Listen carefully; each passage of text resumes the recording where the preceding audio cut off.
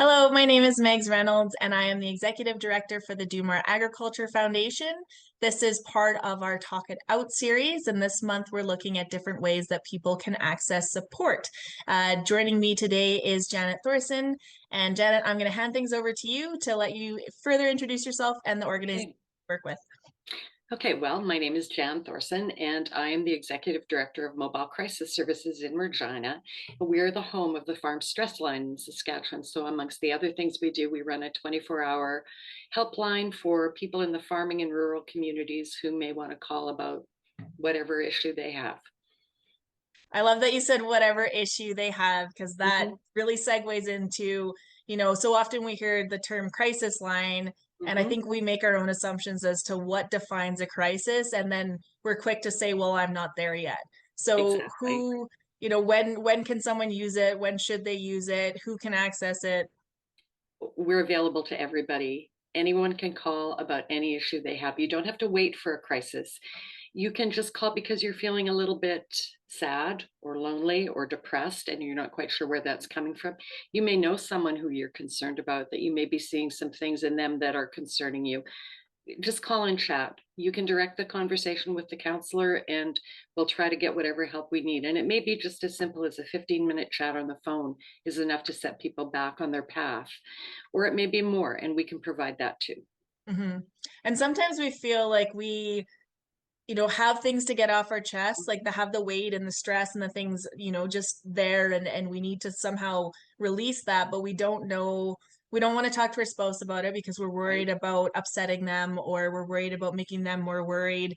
And same thing with family. And maybe Yes. we don't want our friends or our community members to know, that we have these fears or these, worries. And so even if Mhm. it's just that safe place to like know that someone is on the other end, they're listening, and maybe they don't need to say anything, but they're able to just be there to let you have a safe place to get everything out. That's exactly right. Sometimes it really helps to have to talk with someone who doesn't know you and you don't know them, just to get that perspective, that different point of view on what you're facing. It could really make a huge difference. And our line is confidential. The only time we would ever break that is if we felt if someone was in immediate risk. That's really important. I can see a lot of people being worried about, well, like, Mhm. who knows that I phoned in, or what are they Yeah. doing with this information? Well, we don't subscribe to call display or anything like that. If we do have to find out, it's a process we have to go through. So we don't take it lightly, and we don't do it unless we're absolutely sure it's necessary.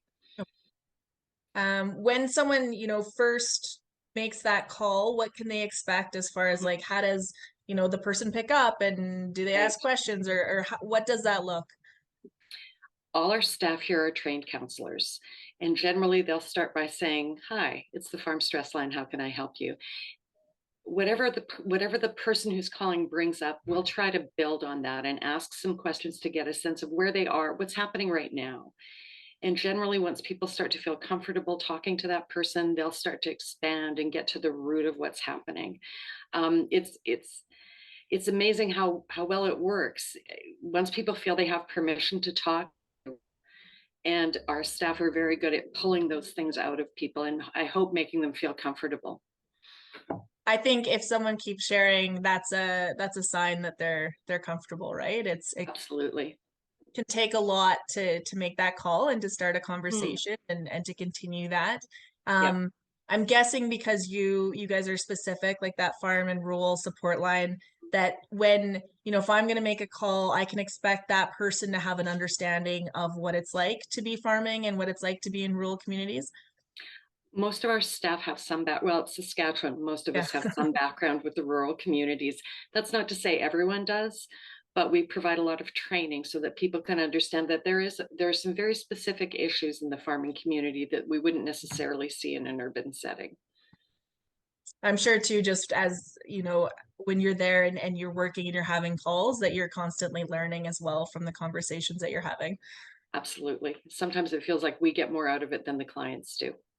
We've talked about how people don't necessarily need to be in crisis to call. They could be calling to find information for a loved one, or just, they feel like they need a safe place to chat.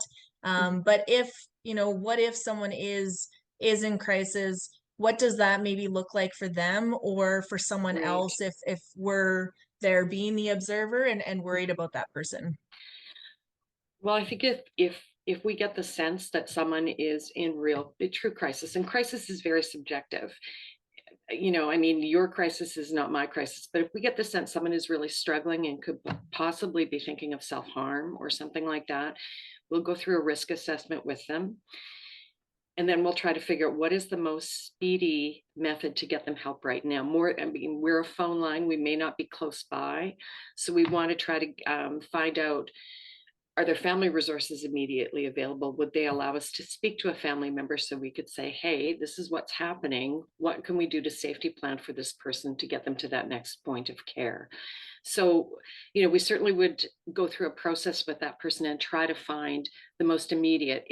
Worst case scenario that I can think of is if someone was alone in a rural area and we had to find perhaps an RCMP officer who could go and transport them to a hospital or a health center.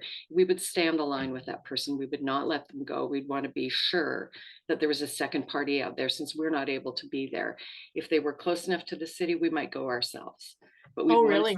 we'd want to within the Regina area. Yes, we have some leeway to do that, but we want to make sure that person stays with us, that if we've built that rapport and they're willing to share with us, we don't want to let them go. Hopefully we won't get people to that. People won't be at that point, but if they are, we're quite prepared to deal with that. Mm-hmm. And I think of calling like the even just the health line, trying to figure out information, especially during pandemic when you couldn't really go to the Yes. clinics or drop-ins or see your doctor. And Mhm. one of those questions is I forget how it was worded, but very much like, are you at a place where you're thinking about self-harm as Mhm. an initial screening? So is that Yep. something that someone can expect on the front end, just so they're aware that that may be asked as that call starts, or that's something that comes up later on as that conversation's going? I don't think it would be a starting point for any counselor, but as you go through the conversation, I think you would quickly know if that's an appropriate question. Hmm. It's never wrong to ask that question, and I know certainly as a counselor, if I had any doubt, I would ask, and I would ask pretty pointedly, are you thinking of harming yourself? Are you thinking of killing yourself?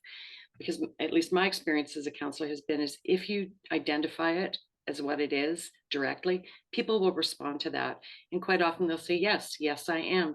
And that opens up the opportunity to talk about, okay, where are you right now? Do you have a plan?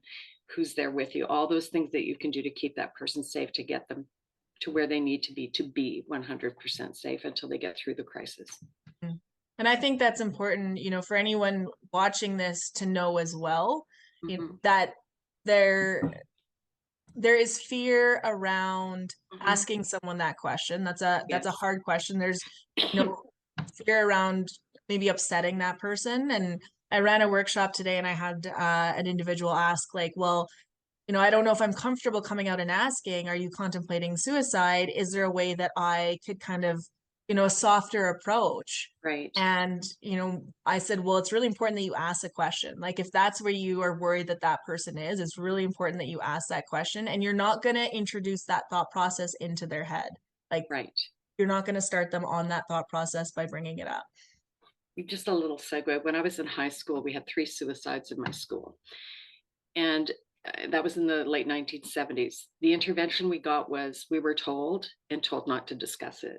And the thinking at that time was that if we talked about it, then we'd run out and attempt suicide. That's not the case at all. In fact, again, my experience as a counselor has been that if I open that conversation, people are almost relieved. They're willing to talk about it and they're glad someone has picked up on that with them. And even if someone is a layperson and is uncomfortable, I think it's okay to say, look, I'm uncomfortable asking you, but are you thinking of harming yourself? And go with it from there and just say, I may not know what to do, but I'll stay with you until we Mm. figure it out. Yeah. That's enough. Yeah, I like that. And that Yeah. actually leads me into there was a thread last summer on Twitter, and it was an agronomist that showed up on farm and could Hmm. tell, I think, fairly quick with this is a farmer they're used to dealing with, that farmer there was something going on. They were not Hmm. the way that they normally would be. And the Right. agronomist was able to say, hey, I've noticed these things. Are you okay? Hmm. And the farmer felt comfortable enough with their relationship to say, no, I'm not. And the agronomist is not a mental health professional, did not feel comfortable trying to have that conversation or Mhm. be that support person, but knew enough to say, can we call a support line together? Which I Absolutely. thought was incredible, because Mhm. suddenly you don't need to be the professional and you don't need to be the expert, or you don't need to figure out how to support that person, have that conversation, but you can be the person Absolutely. that helps connect that person to someone can have that conversation and is the professional. And the farmer was comfortable with it, and Mhm. together they called the support line, and the conversation, the agronomist helped get the conversation started, and then was able to Mhm. leave and give the farmer privacy to have that conversation. But I mean, for me, I just think there's such a small chance that that farmer would have called on their own, Mhm. um, and also a chance that by doing that, that saved the farmer's life depending on where they're at. So I think, for anyone again out there watching, just to Mhm. know that you can call or ask to call that, a support line with someone as a Yeah, way to support them without being the professional. I agree, Megs. I think it's brilliant. I think the agronomist did it just right. Absolutely. Because sometimes that's all people need is permission and a Mhm. little help, a little direction, get pointed down the road. That's all they need to get the help they need. And could someone else, maybe more in that family dynamic or family farm dynamic, if you are seeing that in someone else, and maybe you've tried that and they're not willing to do it, and they're Mhm. not willing to do it on their own, at least that you know of, are you able to call and just say, hey, I have this person in my life, I'm worried about them, these are the things I'm seeing, what can I do in our day-to-day to try to help them and bring them to support? Absolutely. That's really the point of support lines, I think, is not only to deal with someone who's struggling, but to deal with the people around them who are also probably struggling. There's nothing worse than feeling helpless that you don't know what to do to help someone.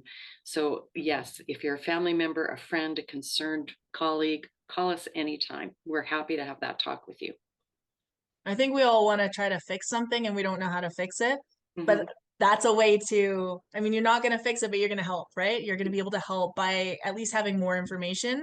And maybe through the process, you learn that there's things that you can change, that maybe it's how you approach a conversation, or how, Yep. some of the comments, or the timing on things that can help lead to a more successful outcome for connecting that person to support. I think that's absolutely right. Having grown up here in Saskatchewan, I would say one of the things people here want to do always is help. And so whenever they have the opportunity, they're willing to pick up the tools to do it. Is how can the support line and what you guys are doing, can that fit into, maybe someone's already seeing a Mhm. professional, can it fit into that if there's a time maybe between sessions or something that they're looking for a little guidance? Absolutely. That's one of our tasks is to support people between appointments or whatever their treatment plan or whatever they're doing with the professional they're working with. We're absolutely here to get you through those rough moments because of course, stress doesn't have a timeline. It comes on its own. So if you're having a few bad minutes between times with your whoever's helping you, please call. Mhm. It's exactly what we're here for. I like that. And we think about, like, I know about some of the apps now that exist Excuse me. for, connecting to clinicians through just an app on your phone. And some of Mm, the things they highlight are like, you can get in touch with us between sessions. Like it's a new thing, right? right. Because we Right. don't necessarily think about support lines as Mhm. being that. Right. Um, for anyone out there watching, I just want to say that through our website, you can download our QR code stickers that have been developed to use your location when scanned to connect you to the most agricultural specific support line in your province or territory. So if I'm standing in a field in Saskatchewan and I scan that, it's going to connect me through to you guys. You know, is it's marvelous the world we live in some ways, isn't it? That you can connect so quickly with help if you need it. It's wonderful. Yeah, it's I can been, I remember a know in the time when that past, wasn't the case. yes, and it was hard to find It numbers, was. Hmm. especially pre-internet. I mean, still with the internet, it was hard, but pre-internet, I don't know, yeah, how people would have connected outside of someone else maybe knowing how to do it for them. Exactly. You'd have to know. You'd have to know that there. Well, there was a time when it was all listed in the front of the phone book, but nobody has a phone book anymore. So, but yeah, it's. I think it's wonderful that people can connect with help so quickly. It's great. I think that we have covered all of the questions that I had written down. Just Mhm. like in all of your answers, I feel like you touched on like multiple things in one go, which is incredible. Is there anything that we haven't talked about that connects with support lines and just people Mhm. having a better understanding and feeling more comfortable with utilizing them that you would like to touch on? One of the things I always try to communicate to people is I understand people's reluctance to call. There's this impression that somehow a counselor is going to crawl in your head and start digging around. And that's really not the case. The people who work here are folks just like you. They have some specialized skills. They wouldn't be here if they didn't want to help, and they do want to help. What we want to know is, what do you need from us? What can we provide you with that will pull out the issues for you and help you make some sense of them and provide you with more care if you need it. So please don't be afraid to phone. They're friendly people and they want to talk to you. And they're waiting to talk to you. I remember you saying that earlier. That's exactly, people think, oh, well, I don't want to bother them, bother us. We're waiting to be bothered. Please call Mhm. anytime. That's what we're here for. Well, Jen, thank you so much for joining us again on our Talk It Out series. For anyone looking for more information, you can visit our website, which is domore.ag. We have all of the resource numbers broken down Mhm. by province or national. You can download those QR code printouts, and that can connect you to, if you're in Saskatchewan, to Jen and her team. Wonderful. Thanks, Megs. It's always a pleasure. Okay, thanks everyone. Take care.